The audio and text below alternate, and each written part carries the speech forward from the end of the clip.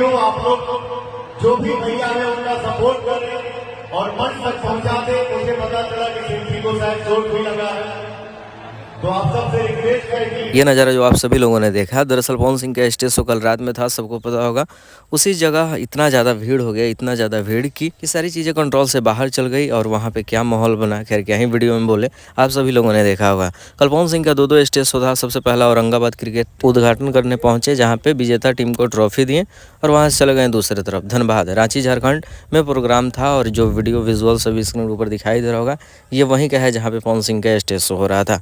बहुत ज़्यादा भीड़ दिखाई दे रहा होगी स्क्रीन के ऊपर, और पवन सिंह को देखने के लिए यहाँ इतना सारा पब्लिक पहुंची हुई थी। खैर हल्का सा कल रात के वीडियो को देखो।